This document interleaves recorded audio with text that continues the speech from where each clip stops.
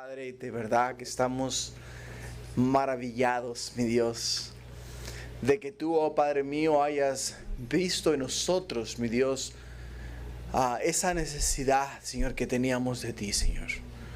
Padre, estábamos, como dice tu palabra, muertos en delitos y pecados. Padre, no había esperanza para nosotros. Y tú, oh Padre mío, miraste hacia nosotros.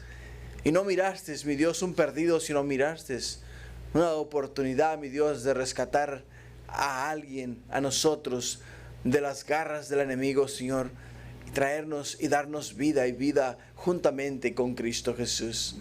Gracias, Padre, por ello. Esta noche estamos maravillados, mi Dios, de verdad, de que estamos maravillados, Padre mío, de que nos hayas llamado y nos hayas hecho tus hijos. Gracias, Padre, te damos ahora en tu palabra, bendícenos y háblanos a través de ella. Te lo pido en el nombre de Jesús. Amén y amén. Gloria a Dios. Pueden tomar asiento, hermanos. Antes de iniciar nuestro estudio de media semana, quiero hacer hincapié en la oración. Quiero pedirles si por favor pueden poner en sus oraciones. Hay 3 personas que en estos momentos están pasando por situaciones muy críticas. Una de ellas es Cassandra Buendía. Esta joven ha estado sufriendo por muchos años ya de problemas de los riñones, no le funcionan los riñones. Ha estado recibiendo diálisis por mucho tiempo. Ya las venas que le hacían el diálisis en las manos ya no pueden hacerle diálisis en las manos.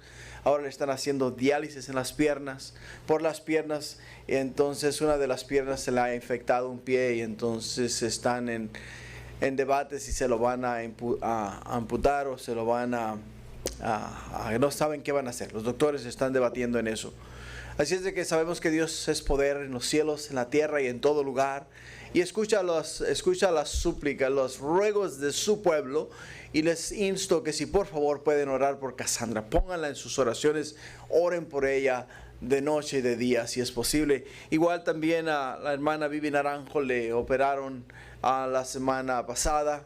Estuvo muy grave, así es de que para la gloria de Dios ya va poco a poco en recuperación, pero igual sigan orando por ella. Es muy importante que la mantengamos en oración. Y también a nuestro hermano Víctor Callejas esta tarde nos enviaron un mensaje de texto que está hospitalizado, sus plaquetas están muy bajas, el doctor lo ha encontrado anémico y parece que lo van a internar esta noche en el hospital.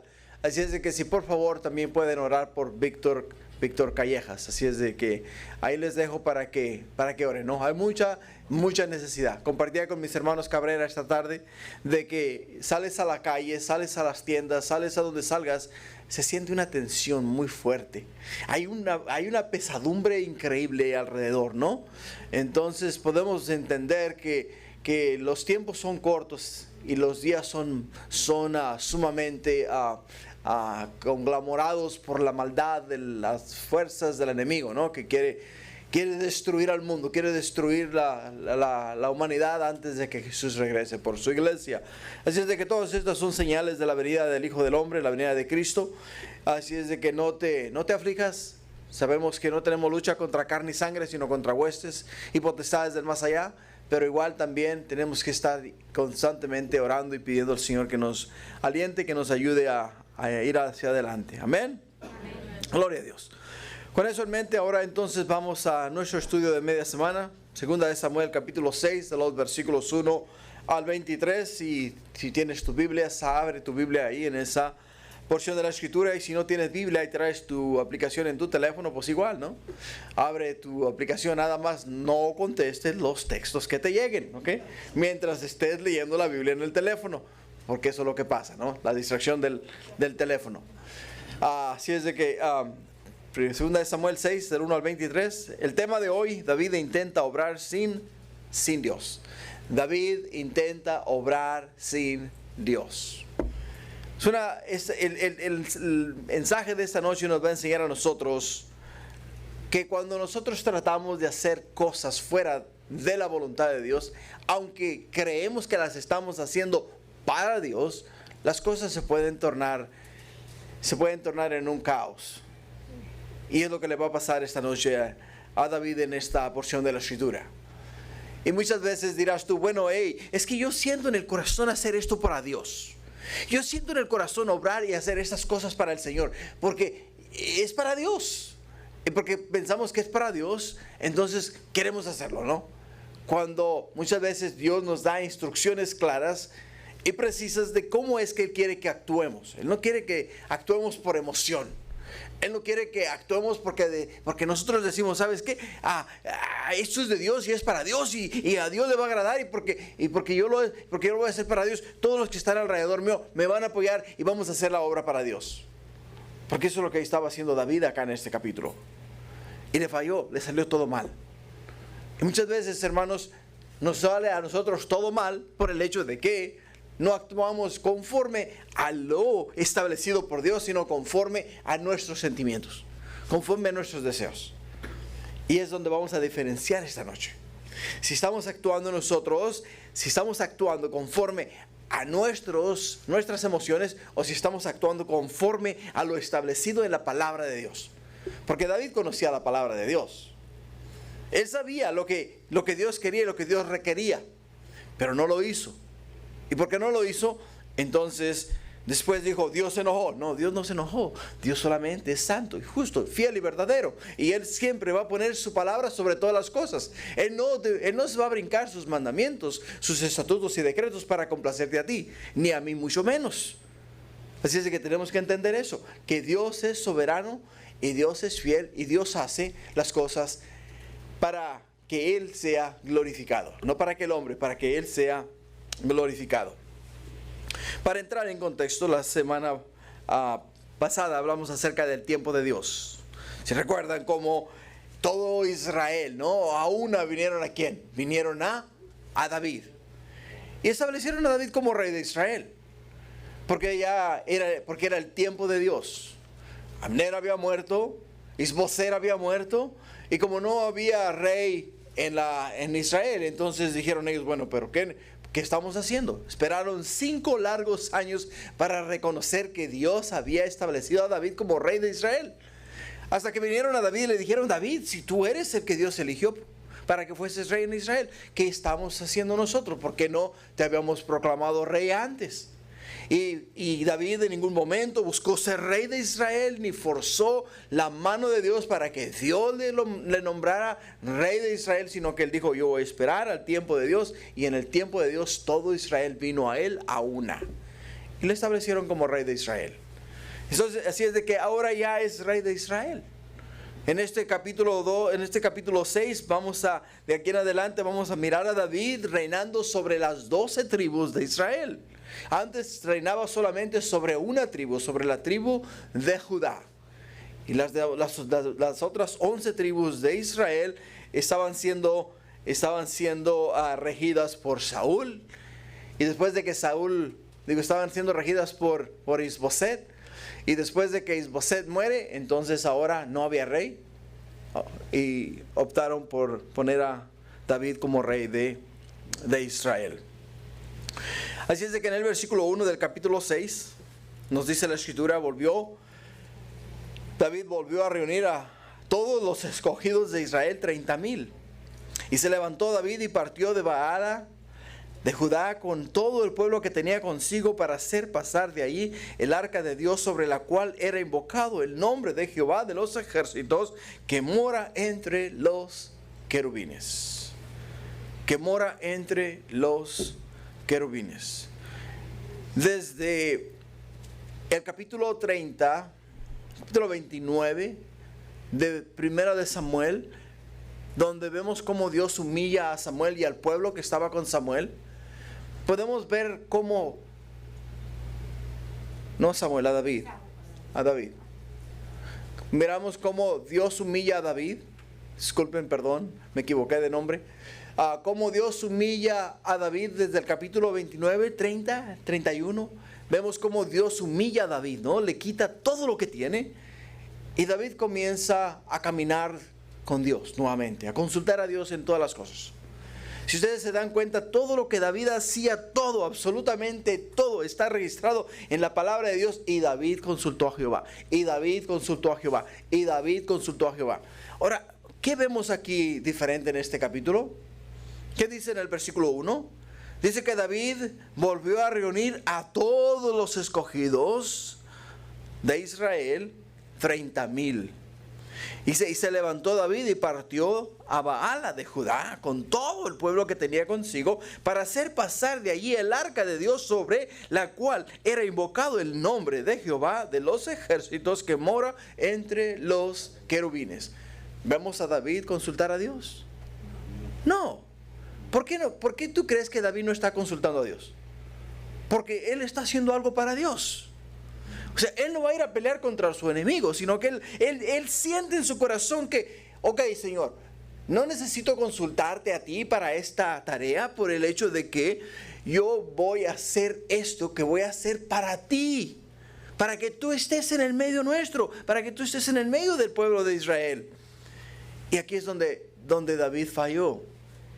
Porque mira, dice que David ¿qué hizo? Reunió a sus mejores soldados, a 30,000 hombres de los escogidos de Israel. Soldados, ¿para ir a buscar qué? Para ir a buscar el arca de Jehová. O sea, él se armó con los mejores hombres de Israel para ir a buscar el arca de Jehová. O sea, ¿qué es lo que está haciendo David? ¿Qué es lo que está haciendo David? David se equivocó, como muchos de nosotros solemos hacerlo. David no necesitaba soldados, hermanos. David necesitaba sacerdotes para mover el arca de Jehová a la ciudad de Jerusalén. Ahí es donde David se equivocó. La selección de David fue equivocada. ¿Por qué razón? Porque David se armó de hombres de guerra para ir a traer el arca de Dios a la ciudad de Jerusalén. Números 3:39 nos dice que de todos los contados de los levitas que Moisés y Aarón, conforme a la palabra de Jehová, contaron por sus familias, todos los varones de un mes arriba fueron 22,000 hombres. 22,000 hombres. David escogió 30,000 hombres de guerra para ir a buscar la arca de Jehová. Y de la tribu de Leví, simplemente, antes de que llegase David a este tiempo, Moisés y Aarón contaron los de la tribu de Leví. Habían 22,000 hombres que Dios había elegido para el servicio de la casa de Dios. Lo que quiere decir que si habían 22,000 en aquel entonces, en este entonces la tribu era mucho más grande, porque así solían hacer los israelitas, ¿no? Se procreaban muy rápido y crecían en grandes números, O sea que lo que David estaba haciendo, sin duda, era un paso importante para proporcionar un lugar central de adoración para todo Israel. ¿Y qué mejor lugar que el lugar donde él moraba, donde David moraba? David quería tener la presencia de Dios, el arca de Dios, cerca de donde él estaba. Y eso es bueno, es muy bueno. Y eso es lo que todos nosotros debemos de hacer. Nosotros todos debemos de querer que la presencia de Dios esté a nuestro alrededor, que esté con nosotros, que ande con nosotros y vaya con nosotros. Y eso es lo que David deseaba y quería hacer sobre todas las cosas. Pero lo estaba haciendo equivocadamente. Dios había establecido un patrón para hacer estos movimientos. Y desafortunadamente David no estaba haciéndolo correctamente. Ahora, el arca de la alianza, la cual Dios ordenó a Moisés que construyese más de 400 años antes de David, era una caja de madera. Era una caja de madera, y la palabra arca significa caja o cofre, cubierta completamente de oro y con tapa o parte superior adornada de oro, conocida como el propiciatorio. La tapa es conocida como el propiciatorio. O sea, la parte de abajo es el arca. La parte de arriba, lo que llevaba sobre la parte de la caja o del arca, la tabla donde estaban parados los dos ángeles, los querubines, esa parte es conocida en las Sagradas Escrituras como el propiciatorio. Es ahí donde el sacerdote entraba una vez al año y rociaba la sangre del sacrificio sobre esa tapa, sobre del propiciatorio. Ahora, el arca de Dios tenía 3 pies 9 pulgadas de larga, 2 pies 3 pulgadas de ancho, 2 pies 3 pulgadas de alto, y dentro de ella se encontraban las tablas de la ley de Moisés que Moisés bajó del monte de Sinaí, un frasco con maná y la vara de Aarón que reverdeció milagrosamente como confirmación de su liderazgo en el medio del pueblo de Israel. David partió, como nos dice la escritura, de Baala, de Judá, con todo el pueblo que tenía consigo, para hacer pasar de ahí el arca de Dios, sobre la cual era invocado el nombre de Jehová de los ejércitos, que mora entre los querubines. Ahora, el arca de Dios representaba la presencia inmediata y la gloria de Dios en Israel. David consideraba de alta prioridad sacar el arca de la oscuridad para llevarla de regreso a la proeminencia, o sea, a la ciudad real, donde moraba el rey de Israel. Porque quería que todo el pueblo, cuando viniesen a ver al rey, a consultar al rey para cuestiones legales, para cuestiones de juicio, que cuando ellos llegasen ahí a ese lugar, llegasen al lugar donde estaba la presencia de Dios. Y sin duda, cuando ellos se fueran de ese lugar, se fuesen ungidos por la gloria de Dios y se fuesen satisfechos con la respuesta del rey, porque la respuesta del rey fue inspirada por Dios, fue inspirada por el Espíritu de Dios. Ese era el deseo de David. Eso es lo que David quería, que el pueblo entendiese y que el pueblo tuviese. Y hermanos, es un deseo hermoso, es un deseo maravilloso. Y qué hermoso es, ¿no? Que cuando tú llegas al hogar de uno de los hermanos, entras en su casa, entras en su sala, sientes la unción y el poder del Espíritu Santo. ¿Por qué? Porque la gloria de Dios mora en ese hogar, mora en ese lugar. Jesús, cuando le dice cuando envió a los 12 apóstoles a predicar, les dice a ellos: cuando llegues a una casa, dice, si os reciben y os invitan a entrar, dice, entonces entren y moren ahí. Y la paz de ustedes, dice, y la paz de ustedes va a ser sobre de ese hogar. ¿La paz de quién? La paz que había en el corazón de los apóstoles de Jesús, de los discípulos de Jesús. Y esa es la paz, hermanos, que puede experimentar la gente cuando entra en tu hogar, en nuestros hogares. Porque Jesús, que mora en nuestros corazones, Jesús que mora en el medio de nosotros, trae esa paz, ese ambiente, esa armonía, esa bendición de estar en la presencia de Dios. Y David quería eso en Israel. David deseaba eso en Israel, y eso es lo que estaba haciendo. Ahora, en el versículo 3 dice: pusieron el arca de Dios sobre un carro nuevo y la llevaron de la casa de Abinadab, que estaba en el collado. Y Usa y Ahio, hijos de Abinadab, guiaban el carro nuevo.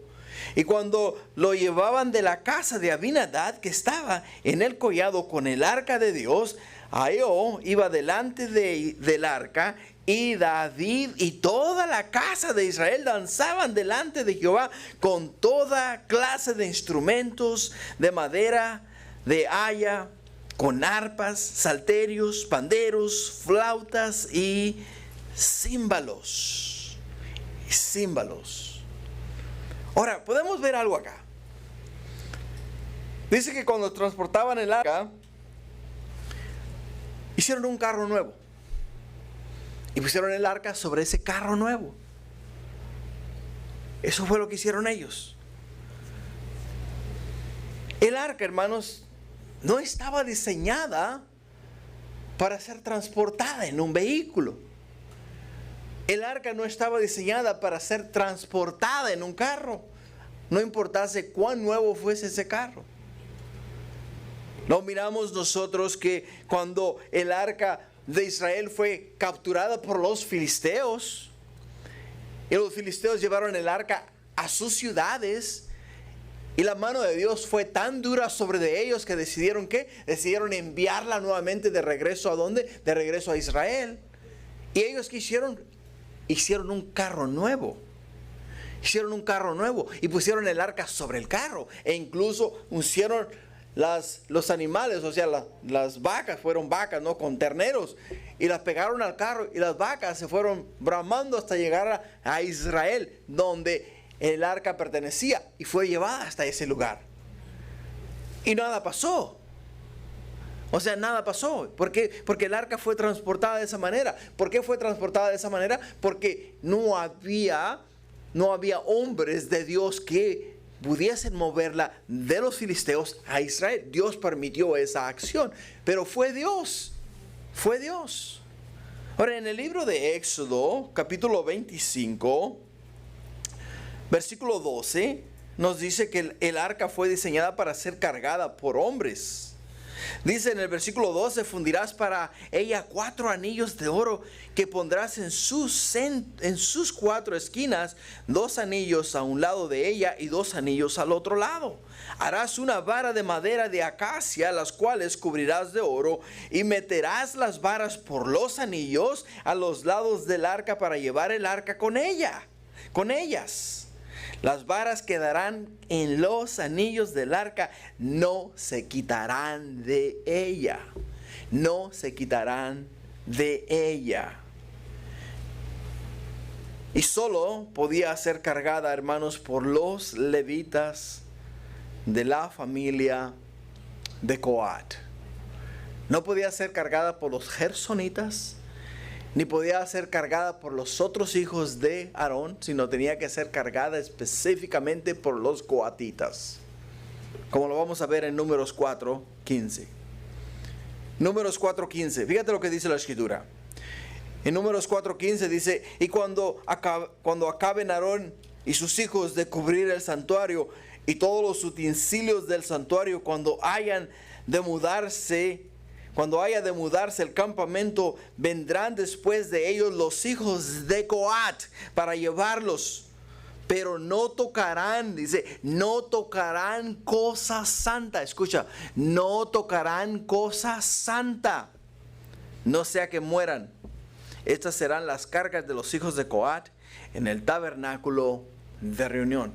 Aquí están las instrucciones para transportar el arca de Jehová. El arca de Jehová tenía 2 varas, una de cada lado.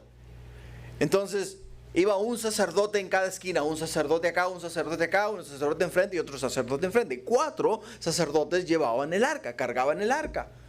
Algo que les dice Dios a Aarón y a Moisés en esta porción de la escritura es que les dice a ellos: hey, si el arca se está cayendo, si el arca se va de lado, si el arca esté como esté, no la toques, porque si la tocas, ¿vas a qué? Vas a morir. Vas a morir. Si la tocas, vas a morir. Dios quería que el arca fuera cargada porque Él no se agradaba en ningún instrumento mecánico. Si recuerdas bien, más adelante vamos a mirar la construcción del templo de Israel, primer templo de Israel. Y Dios le dice a Salomón y a los que están construyendo el templo, dice: construyan todo fuera del lugar donde va a ser el templo construido, porque no quiero que se oiga cincel ni martillo en el lugar donde el templo va a ser construido. O sea, Dios no quería nada mecánico. Dios quería que su pueblo se involucrase en la santidad, se involucrase en las cosas de Dios, que actuase y obrase no con suplementos, sino que actuase y obrase con el corazón. Y es lo que Dios quiere que nosotros hagamos, hermanos. Tenemos que actuar antes de poner en práctica el don que Dios nos ha dado. El don que Dios nos ha dado. Tenemos que actuar de corazón para hacer las cosas para Dios. Y de esa manera Dios se agrada. Y Dios recibe la honra y la gloria. Pero cuando nosotros usamos de instrumentos, usamos de elementos, usamos de ayuda de otras cosas para servir a Dios, hermanos, estamos, como luego dicen por ahí, ¿no?, agarrando un free ride, o sea, un aventón sin que nos cueste nada, ¿no? Y Dios no quiere eso para nosotros. Dios no desea eso para nosotros. David no considerando lo establecido por Dios, mandó a construir un carro para transportar el arca. Creyeron que una nueva tecnología o lujo podría cubrir la ignorante desobediencia del pueblo de Israel. Pregunta: ¿anhelamos la presencia de Dios? ¿Sí o no? Entonces, si anhelamos la presencia de Dios, tenemos que anhelar la presencia de Dios conforme Él la ha establecido. No a nuestra manera, ni con nuestros esfuerzos, ni mucho menos usando de tecnología, sino que tenemos que hacerlo conforme a lo establecido en su palabra. Y por ello es que tenemos que hacerlo así, hermanos, porque dirás tú, bueno, ahora tengo una camioneta nueva, ¿no? Pues, ¿sabes qué? Pues ahora, Señor, ¿en qué te sirvo, no? Cuando antes ibas descalzo, ¿no?, a la iglesia, ibas caminando a la iglesia, y ahora con una camioneta nueva, pues llegas tarde y toda la cosa, ¿no? Y dices, ay, es que pues ando estrenando, ¿no? Nada de eso. Tenemos que servir a Dios de todo corazón. Nada de lo que Dios nos ha dado es pecado, es una bendición. Pero no usemos la bendición para robarle la gloria a Dios, para robarle la gloria al Señor. David y su gente creían ellos que lo que ellos estaban haciendo era lo correcto. Pero desafortunadamente podemos mirar que ellos se equivocaron. Se equivocaron por el hecho de que dijeron, bueno, si los filisteos lo pudieron hacer, ¿por qué nosotros no lo podemos hacer? ¿No? Vamos a construir un carro y vamos a transportar el arca, y de esa manera nadie tiene que tocar el arca. Nadie tiene que tocar el arca. Algo que vemos acá es a Usa y a Ahío, hijos de Abinadab, que guiaban el carro nuevo. Los significados de los nombres de estos hijos de Abinadab pintan un cuadro significativo. Usa significa fuerza y Ahío significa amigable. Muchos del servicio que se ofrece a Jehová es así: un carro nuevo, una gran producción con fuerzas dirigiendo y un frente amigable, pero todo hecho sin consultar a Dios o buscar su voluntad. Algo que el Señor ha puesto en mi corazón, y algo que hacemos todos los servicios sin fallar. Todos los servicios, aunque sea 1 o 2 personas, siempre oramos antes de comenzar nada. Siempre buscamos la guianza del Señor. Siempre buscamos que sea Dios el que sea bendiciendo los distintos ministerios. Niños, ujieres, palabra, alabanza. Que sea Él el que sea poniendo en el corazón de los que han de venir y llegar a la iglesia, venir con un corazón dispuesto para escuchar de Dios, venir con un corazón contrito y humillado delante de la presencia del Señor, para entonces ver la gloria de Dios manifestarse en este lugar. Porque la verdad hay una gran verdad, y la verdad es la siguiente: solamente el que tiene hambre come, y el que no tiene hambre juega con la comida y no la digiere, ni la aprovecha, mucho menos. Pero el que tiene hambre se la devora y pide más, y pide más. Por ello es que es nuestra costumbre ya por mucho tiempo. Antes de cada servicio nos vas a encontrar aquí orando, clamando, intercediendo, pidiendo la gloria de Dios, el poder de Dios, que sea Él el que nos hable, que nos guíe y que nos enseñe cómo es que lo debemos de hacer. ¿Y qué es lo que debemos de hacer? Hermanos, no queremos fuerza, ni queremos un frente amigable. Queremos la gloria de Dios, queremos la presencia del Señor en este lugar. Y eso es lo que buscamos siempre antes de hacer cualquier cosa. Y nos dice que David y toda la casa de Israel danzaba delante de Jehová. Ahora, a juzgar por la importancia de la ocasión y todos los instrumentos mencionados, esta fue toda un tiempo de alabanza y adoración y de emoción en sus corazones. Estaban sumamente emocionados. Cuando las veces que el Señor nos ha dado la oportunidad de estar en Israel, por las tardes los jóvenes salen a las calles.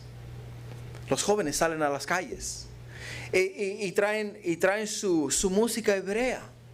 Entonces lo que ellos hacen es que traen sus tocacintas o sus DVDs, sus CD players o lo que sea. Ahora ya es todo por teléfono, ¿no?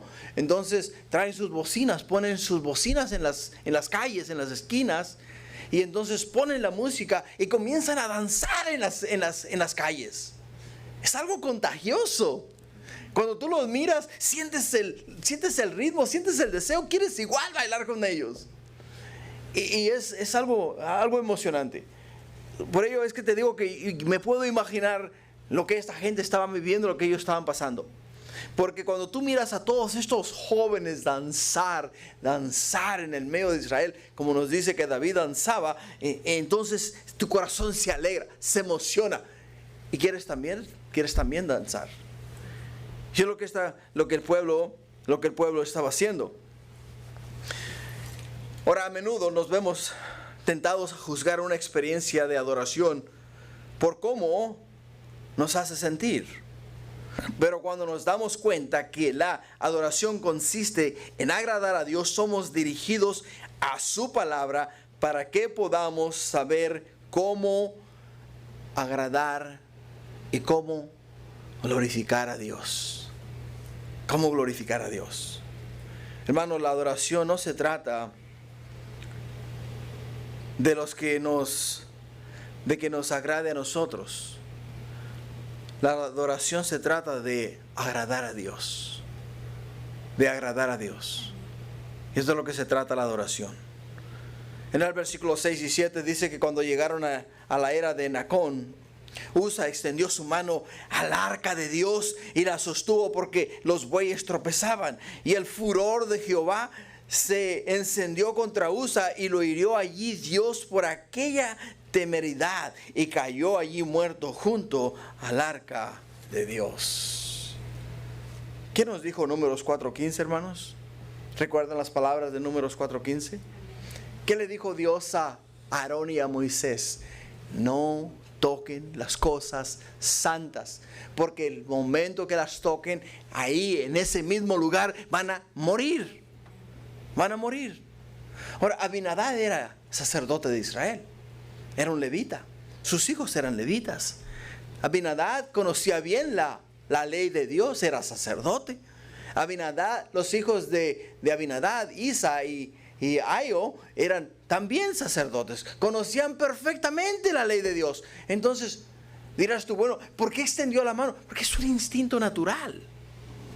Es un instinto natural. O sea, el instinto natural no lo puedes culpar, pero sí puedes culpar la acción de haber puesto el arca de Dios sobre el carro. Ahí es donde ellos fallaron. Ahí es donde ellos fallaron.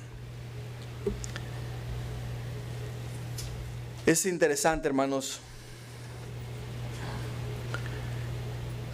lo que nos dice acá. Porque dice que lo hirió allí Dios por aquella temeridad. Simplemente Dios cumplió su palabra. Dios cumplió su palabra como Dios va a cumplir su palabra siempre. Siempre va a cumplir su palabra. Cielo y tierra pasarán, mas mis palabras, dice, mas mis palabras no pasarán. Nada de lo que Dios ha, todo lo que Dios ha dicho se va a cumplir, y nada de lo que hay se va a quedar por desapercibido. Así es de que David quería que el pueblo de Dios conociera la presencia de Jehová y que la presencia de Dios estuviera en el medio de ellos, pero no esperaba experimentar la presencia de Dios de esta manera. Él no esperaba experimentar la presencia de Dios de esta manera. La temeridad de Usa fue más que una acción o un reflejo o un instinto natural. Dios hirió a Usa porque su acción estuvo basada en un error crítico de pensamiento. Usa erró al pensar que no importaba quién cargara el arca. Si la cargaban los sacerdotes o la llevaban en el carro alada por bueyes. O sea, ellos erraron en eso. Erraron en esa porción. Ahora, Usa erró al pensar que no importaba cómo fuera transportada el arca también. Y Usa erró al pensar que sabía todo sobre el arca, solo que esta vez estuvo en casa de su padre por mucho tiempo, y él estaba confiado de que el favor de Dios estaba con ellos y que Dios no les iba a castigar a ellos simplemente porque ellos la tuvieron por muchos años, 70 años. No les iba a castigar por eso. Y muchas veces nosotros nos confiamos, decimos, oh bueno, ¿sabes qué? Yo sirvo a Dios, yo voy a la iglesia, yo leo la Biblia, yo oro con mi familia, yo participo en todas las distintas actividades en la iglesia. Oh, si hago algo malo, Dios no me va a castigar. Porque pues es mucho malo que yo le doy a Dios que la pequeña cosita que estoy haciendo. Y ahí es donde estamos equivocados. Ahí es donde nosotros estamos equivocados. También Usa erró al pensar que Dios no podía cuidar del arca por sí mismo. O sea, él pensó, ¡ey, se cae! Hay que hacer algo, ¿no? La tiene que haber dejado en paz. Si se cae, se cae. Por eso, ahí es donde él erró. Él sabía que tocar el arca significaba la muerte, y aún así lo hizo. Aún así lo hizo. Una de las cosas que tenemos en mi trabajo es un asesino invencible. Un asesino invisible. Un asesino invisible, lo que tenemos en mi trabajo. ¿Sabes qué se llama? ¿Cómo se llama ese asesino? Electricidad. Electricidad. No la miras, pero está ahí lista ¿para qué? Para cortarte la cabeza, para matarte, electrocutarte. Y una de las cosas que yo les digo a los muchachos todo el tiempo es lo siguiente: no te confíes, no se confíen. Pónganse sus guantes, pónganse sus caretas, pónganse su equipo de trabajo para trabajar en los instrumentos eléctricos. Hagan lo que tienen que hacer, pero no toquen los alambres que tienen corriente sin ningún tipo de protección. Porque está ahí, la muerte está en ese alambre. Está en ese alambre. El tocar ese alambre o el tocar ese instrumento significa la muerte. Si lo tocas de una manera equivocada. Si lo tocas por instinto natural, te vas a morir. Si lo tocas por accidente, te vas a morir. Y lo mismo está pasando acá. Usa no debió haber estirado su mano para aguantar el arca, porque él sabía que el aguantar el arca significaba la muerte. La muerte estaba al tocar el arca. Él tenía que haberse abstenido de tocar el arca. Dejar que el arca se balanceara como se tenía que balancear y esperar que no cayera al piso, y si iba a caer, que Dios fuera el que la sostuviera en el aire si fuese necesario. Pero no lo hizo. No lo hizo. Por ello, hermanos, es que podemos ver que murió en ese lugar. Algo más que Usa erró es al pensar que el suelo de la era de Nacón era más santo que su propia mano. No vio ninguna diferencia entre el arca y cualquier otro artículo valioso. Su intención de ayudar era bastante acertada, pero había una profunda insensibilidad y al hacerlo, desafortunadamente, le causó la muerte. Le causó la muerte. Ojo, hermanos, no juguemos con las cosas de Dios. No juguemos con la voluntad de Dios. Si Dios nos ha establecido parámetros, respetémoslos. Respetemos esos parámetros. Porque Dios los ha establecido para nuestro bien, para que seamos de larga vida sobre la tierra. Y es lo que Dios, por esa forma Dios lo ha establecido. Y por ello, hermanos, es que tenemos que tomar siempre en consideración la ley de Dios, los mandamientos de Dios, los estatutos y decretos de Dios, lo establecido por Jesús para nuestras vidas y la guianza y el poder del Espíritu Santo. Porque cuando tú vayas a hacer algo que no es de Dios, el Espíritu Santo te va a hacer temblar de tal manera que te va a decir: hey, eso no es de Dios. Vas a mirar una luz roja flashando sobre tu cabeza, diciéndote: peligro, peligro, peligro, peligro. No entres, no digas, no hables, no vayas. ¿Y todo eso viene de qué? Viene a razón de que el Espíritu de Dios nos está guiando a la palabra de Dios. Nos está guiando a la palabra de Dios. Esto es lo que dice en el versículo 8 y 9 de 2 de Samuel capítulo 6. 2 de Samuel 6, 8 y 9 dice: y se entristeció David por haber herido Jehová a Usa, y fue llamado aquel lugar Perez Usa hasta hoy. Y temiendo David a Jehová aquel día, dijo: ¿cómo ha de venir a mí el arca de Jehová? ¿Cómo ha de venir a mí el arca de Jehová? La tristeza de David estaba basada en la confusión. Estaba basada en la confusión. No podía entender por qué sus buenas intenciones no fueron suficientes para Dios. No podía entender por qué Dios castigó el hecho de que él quería traer la presencia de Dios a la ciudad de David. Estaba confundido. Estaba confundido. Y muchas veces es una de las cosas que muchas veces no entendemos. Decimos: pero Señor, si yo soy un fiel siervo tuyo, te sirvo en tu casa, diezmo sin fallar una sola vez, estoy a tiempo en todos los servicios y dispuesto a servir en todas las áreas que se requiera de mí. Señor, soy fiel siervo tuyo. ¿Por qué permites esta enfermedad? ¿Por qué permites esta prueba? ¿Por qué permites esto y aquello? ¿No? Y cuestionamos la gloria de Dios, cuestionamos la presencia de Dios, cuestionamos la voluntad de Dios. Y ahí es donde podemos entender que David está en esos momentos diciendo: Señor, lo he hecho todo para ti. Esta excursión, estos hombres, este carro, estos bueyes, todo lo que está aquí es para ti, es para tu servicio, para mover tu presencia de donde está en Baala a la ciudad de Jerusalén. Es lo que yo quiero hacer, no busco nada más. No entiendo, Señor, por qué nos castigas de esta manera. Y se hace David una pregunta: ¿cómo ha de venir a mí el arca de Jehová? ¿Cómo ha de venir a mí el arca de Jehová? David sabía que era importante traer el arca de Jehová al centro de la vida de Israel. Quería que todo Israel se emocionara ante la presencia y la gloria de Dios. Pero debido a lo que sucedió con Usa, toda esa emoción se apagó y se murió. Se apagó y se murió.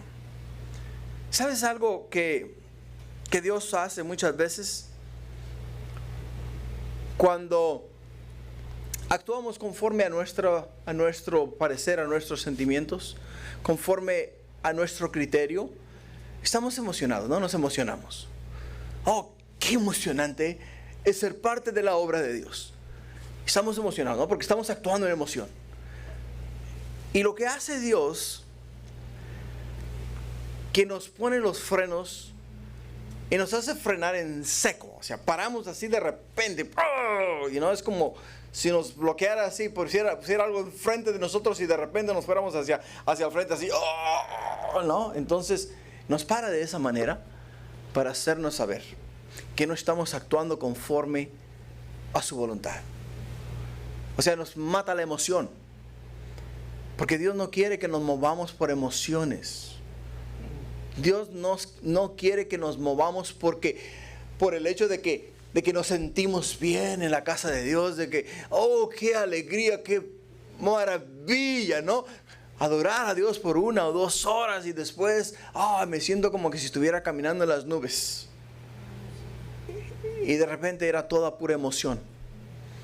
Porque sales y sales de ese lugar y después se te olvidó todo lo que hiciste. No hubo edificación.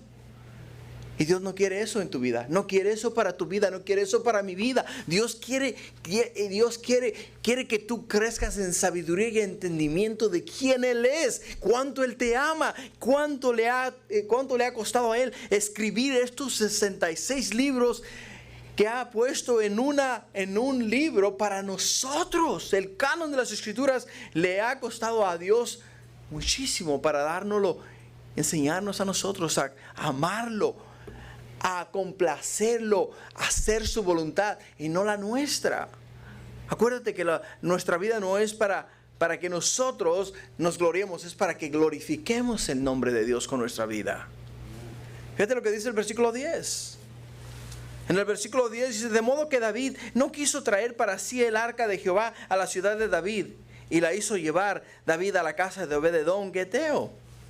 Y estuvo el arca de Jehová en casa de Obed-edom Geteo 3 meses, y bendijo Jehová a Obed-edom y a toda su casa. Y fue dado aviso al rey David diciendo: Jehová ha bendecido la casa de Obed-edom y todo lo que tiene a causa del arca de Dios. Entonces David fue y llevó con alegría el arca de Dios de casa de Obed-edom a la ciudad de David.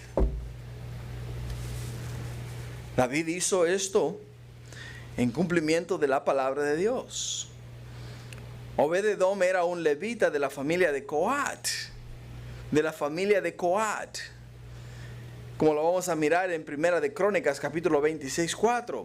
Esta era la familia dentro de la tribu de Leví a la que Dios ordenó transportar el arca de Israel. Dios ordenó a los coatitas llevar el arca, mover el arca, transportar el arca. Y Obed-edom era un coatita, o sea, era un levita. Ahora, dice acá que bendijo Jehová a Obed-edom y a toda su casa. Y es lo que hace Dios. Cuando se obedece su palabra, hermanos, cuando se vive bajo su santidad y cuando se busca la presencia de Dios conforme a lo establecido, conforme a lo escrito en su palabra, la gloria de Dios se derrama sobre sus hijos, sobre de su pueblo. Es lo que estamos viendo acá. La santidad de Dios cayó sobre la casa de Obed-edom. ¿Por qué? Porque Obed-edom era la persona que Dios había elegido para transportar el arca. Era el lugar donde la arca debería de estar y la forma en la cual se debería de mover. Ahora ya están ellos alineándose con las cosas de Dios, alineando sus corazones con lo establecido en la palabra de Dios. Por ello es que podemos entender claramente que lo que vino sobre Israel no fue una bendición, sino fue una prueba para probarles a ellos de que no se puede vivir por emociones, sino que se tiene que vivir conforme a la palabra de Dios. Versículos 13, 14 y 15 dice: y cuando los que llevaban el arca de Dios habían andado 6 pasos, él sacrificó un buey y un carnero engordado, y David danzaba con toda su fuerza delante de Jehová, y estaba David vestido con un efod de lino. Así David y toda la casa de Israel conducían el arca de Jehová con júbilo y sonido de trompeta. David dice que reconoció que sus esfuerzos de mover el arca de Baala Jerusalén fueron humanos. David lo reconoció. En Primera de Crónicas capítulo 15, en Primera de Crónicas 15 podemos ver a David rectificando su error. Rectificando su error. Fíjate en Primera de Crónicas 15:11, dice, y llamó David a los sacerdotes Sadoc y Abiatar, y a los levitas Uriel y Asías, Joel, Samías, Eliel y Abinadab. Y les dijo, vosotros que sois los principales padres de las familias de los levitas, santificaos vosotros y vuestros hermanos, y pasar el arca de Jehová, Dios de Israel, al lugar que le he preparado. Versículo 13. Dice, pues por no haberlo hecho así vosotros la primera vez, Jehová nuestro Dios nos ha quebrantado por cuanto no le buscamos según sus ordenanzas. Escuchen el versículo 14. Así los sacerdotes de los levitas se santificaron para traer el arca de Jehová, Dios de Israel, y los hijos de los levitas trajeron el arca de Dios puesta sobre sus hombros con las barras, como lo había mandado Moisés, conforme a la palabra de Jehová. Asimismo dijo David a los principales de los levitas que designasen de sus hermanos a cantores con instrumentos de música, con salterio y arpas, címbalos, que resonasen y alzasen la voz con alegría. O sea, acá está la manera en la cual él corrigió su error. Pero algo que miro acá es que David se dirigió directamente a ellos en el versículo 13 de Primera de Crónicas 15. Les dice a ellos, pues, por no haberlo hecho así vosotros. Por no haberlo hecho así vosotros. O sea, lo que nos da a entender es lo siguiente. David fue y consultó a los sacerdotes de Israel. Y les dijo, ok, este es mi deseo, esto es lo que yo quiero hacer. Quiero mover el arca de Baal a la ciudad de Jerusalén. ¿Qué opinan ustedes? ¿Cómo lo hacemos? ¿Qué dijeron ellos? Pues construyámosle un Cadillac. Un Cadillac con rines cromados, ¿no? Y con 2 bueyes de fuerza, ¿no? ¿Para qué? Para transportar el arca de Jehová a la ciudad de Jerusalén. Ese fue el consejo de los sacerdotes. Y David los confronta acá y les dice a ellos, hey, pues por no haberlo hecho así, vosotros la primera vez Jehová nuestro Dios nos ha quebrantado por cuanto no le buscamos según sus ordenanzas. O sea, David reconoce su error. David reconoce que fallaron ellos y falló él. Dice, no le buscamos. No le buscamos. Así es que cuando tú estés en una prueba, en una situación difícil en tu vida, no cuestiones a Dios. Piensa en lo que has vivido, lo que ha pasado y lo que está pasando. Señor, ¿en dónde fue donde yo tomé el primer paso sin consultarte a ti? ¿Dónde? Padre, ¿cuál fue mi acción? ¿Cuáles fueron mis palabras? ¿En dónde fallé? Padre, perdóname porque te he fallado. Y ahí es donde rectificas tu error. Como podemos ver que lo rectificaron ellos. Y dice que cuando los que llevaban el arca de Dios habían andado 6 pies, David sacrificaba un buey y un cordero engordado. ¡Wow! No, cada 6 pasos. Cada 6 pasos. ¿Te imaginas cuántos animales sacrificaron para llevar el arca de la casa de Obed-Edom a la ciudad de Jerusalén? Esto fue un sacrificio elaborado, excesivo, exagerado. Este exceso de sacrificio comunicaba expresión, consagración y anhelo de comunión con Dios. Decían, Señor, estamos dispuestos a dártelo todo, porque queremos tu gloria, queremos tu presencia, queremos la unción de tu Espíritu. Lo que estamos dispuestos a hacer. Así es de que, hermanos, no pensemos que las cosas mecánicas agradan a Dios. Dios quiere que nos movamos conforme a lo establecido por Él en su palabra, conforme a lo establecido por Él en su palabra. Algo más que miramos acá, dice que David danzaba con toda su fuerza delante de Jehová. David no reprimió nada en su propia expresión de adoración. No bailaba por obligación, sino por adoración sincera. Él se gozaba de traer el arca de Jehová a Jerusalén de acuerdo a la palabra de Dios, de acuerdo a lo establecido por Dios. Voy a hacer una pequeña observación, y esta observación es mi observación, conforme a la palabra de Dios. No estoy poniendo ni apuntando al dedo, ni mucho menos criticando ningún movimiento ni ninguna iglesia. Entiéndanme perfectamente. Pero algo que podemos ver bíblicamente es lo siguiente. Nuestros hermanos pentecostales en sus congregaciones, ellos alaban, brincan, danzan, cantan, hacen de todo dentro de sus servicios. Ellos dicen que lo hacen porque así lo hizo David. O sea, esa es su expresión. Eso es lo que ellos dicen, que ellos están siguiendo el modelo bíblico conforme a lo establecido por la palabra de Dios. Cuando David transportaba el arca de Obed-edom a la ciudad de Jerusalén.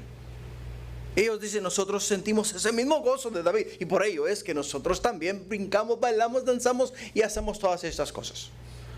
Pero hay algo acá que debemos de ver. Lo que vamos a mirar es lo siguiente.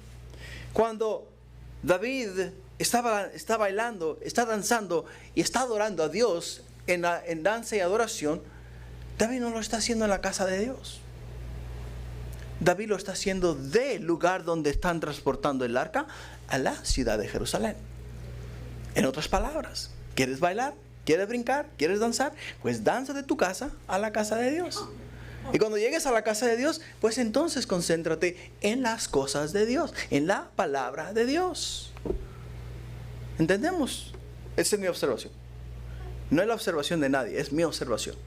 Por eso lo puse claro, ¿no? No estoy criticando a nadie, ni estoy diciendo que están haciendo mal, ni que están haciendo bien. Simplemente te estoy haciendo una observación bíblica, de acuerdo con lo que la palabra de Dios nos enseña. ¿Entendemos? ¿No hay ningún malentendido? También nos dice que David estaba vestido de un efod de lino fino, ¿no? De un efod de lino. Ahora, es un error pensar que David estaba siendo indecoroso, ¿no? En Primera de Crónicas 5:27 indica que David estaba vestido como todos los demás sacerdotes y levitas en esta procesión. Fíjate lo que dice Primera de Crónicas 15:27. Primera de Crónicas 15:27 dice: David iba vestido de lino fino, y también todos los levitas que llevaban el arca, asimismo los cantores, y que Nanías era maestro de canto entre los cantores, llevaba también David sobre sí un efod de lino. O sea, David iba vestido conforme iban vestidos los demás sacerdotes. Era de la manera en la cual iba vestido. ¿Por qué te digo esto y por qué quiero aclarar esto? Porque más adelante vamos a mirar una porción de la Escritura que ha sido muy mal interpretada y que ha sido literalmente mal usada. Bueno, pues vamos a ella. Versículo 16.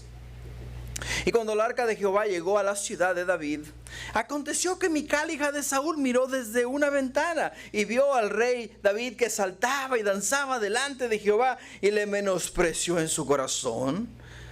Metieron pues el arca de Jehová y la pusieron en su lugar en medio de una tienda que David le había levantado. Y sacrificó David holocausto y ofrendas de paz delante de Jehová. Y cuando David había acabado de ofrecer los holocaustos y ofrendas de paz, bendijo al pueblo en el nombre de Jehová de los ejércitos. Y repartió a todo el pueblo y a toda la multitud de Israel, así a hombres como a mujeres, y a cada uno un pan y un pedazo de carne y una torta de pasas. Y se fue todo el pueblo, cada uno a su casa. Cada uno a su casa. Esta es una tradición hebrea y hasta cierto punto árabe que se practica hasta el día de hoy. Cuando hay algo importante o hay un evento festivo, una celebración, una fiesta, los hebreos hacen esto: salen a la calle con una bandeja llena de pan, ¿ok? Con una bandeja llena de pan, y entonces a los que van por la calle, los que van pasando por la calle, les van dando un pedazo de pan. O sea, es una tradición. Lo hacen también los musulmanes, lo hacen también los árabes. Es una manera de expresar gratitud, una manera de expresar que están siendo bendecidos y que están compartiendo la bendición que han recibido. Es una forma de hacerlo de esa manera. Pero algo que miramos acá fue lo siguiente: que Mical, la esposa de David, no apreció la exuberante adoración de David. Ella sentía que no era digno del rey de Israel que expresara sus emociones delante de Dios. No era correcto. De acuerdo al criterio de Mical, ella en sí quería que David se comportase como se comportan todos los reyes. El rey no se podía bajar al nivel de las personas comunes. El rey no podía asociarse con ninguna otra persona común.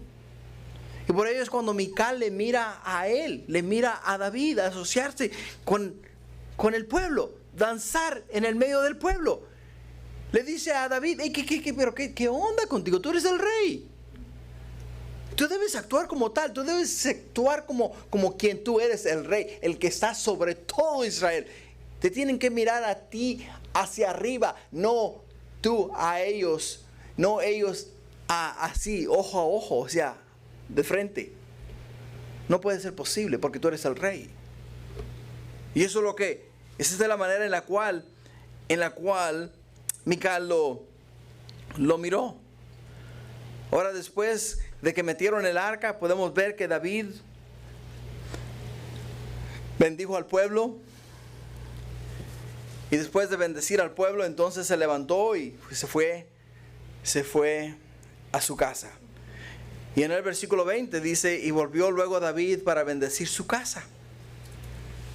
Y saliendo Mical a recibir a David, dijo: cuán honrado ha quedado hoy el rey de Israel, descubriéndose hoy delante de las criadas de sus siervos, como se descubre sin decoro un cualquiera. ¿Qué te parece? O sea, Mical era hija de rey. No te olvides de eso. Mical era hija de rey. Era hija del rey Saúl. Y el concepto de ella era el concepto de su padre, del rey Saúl. Y como Mical había mirado a su padre estar sobre el pueblo, y él nunca se subajó, o sea, se bajó de su posición y se mezcló con los comunes, o sea, con los del pueblo, sino que siempre mantuvo su posición de soberanía sobre todo Israel. Y cuando Mical mira esto en David, simplemente le dice a ella que qué es lo que está haciendo, ¿no? Dice: cuán honrado ha quedado hoy el rey de Israel, descubriéndose hoy delante de las criadas y de sus siervos, como se descubre sin decoro un cualquiera. Sin decoro un cualquiera. Para ella eso, lo que David hizo fue incorrecto. Muy, muy incorrecto. En el versículo 21 dice, entonces David respondió a Mical. Escucha. Y dice, fue delante de Jehová quien me eligió en preferencia a tu padre y a toda tu casa para constituirme por príncipe sobre el pueblo de Jehová, sobre Israel. Por tanto, danzaré delante de Jehová y aún me haré más vil que esta vez. Seré bajo a tus ojos, pero seré honrado delante de las criadas de quienes has hablado. Y Mical, hija de Saúl, nunca tuvo hijos hasta el día de su muerte. Entonces David respondió a Mical y le dijo, Mical, simplemente no me vas a arruinar el día. No me vas a arruinar el día. Porque lo que yo estuve haciendo ese día, no lo hice para agradar a nadie ni para agradar a ninguna persona. Yo lo hice por amor a Dios. Yo lo hice para servir a Dios. Yo lo hice para agradar a mi Señor. Y desafortunadamente muchas veces nosotros pasamos por experiencias similares. Hay quienes te van a decir a ti, prefieres la iglesia que tu familia. Hay quienes te van a decir a ti, hey, para ti es más importante estar en los servicios de la iglesia que estar en un evento familiar. Y te van a hacer sentir como que tú estás abandonando a tu familia. En realidad no lo estás haciendo. Porque lo que tú estás haciendo, lo estás haciendo por amor a Dios, por amor a tu Señor, por amor a tu Creador. Y la gente no mira eso, porque la gente no mira tu corazón. Lo único que miran es tu ausencia. Miran tu ausencia. Y por como miran tu ausencia, ahora dicen, oh, eres un fanático, o eres un de esto, o eres uno de lo otro, ¿no? Y literalmente te comienzan a excluir, te comienzan a criticar. Por el hecho de que ahora tu tiempo es para Dios, tu tiempo de comunión, de lectura, de oración, de devoción, es para Dios. Pero no lo haces para impresionar a nadie, lo haces porque amas a Dios, quieres estar con Dios, quieres pasar tiempo con Dios. Por eso lo haces. Y la gente no sabe eso, no entiende eso. Mical no entendió eso, no miró eso. Lo único que miró fue cómo David danzaba. Y digo, cómo tú siendo el rey de Israel te has subajado y te has hecho como uno de los criados. Y es ahí donde Dios nos da una gran lección a nosotros, ¿no?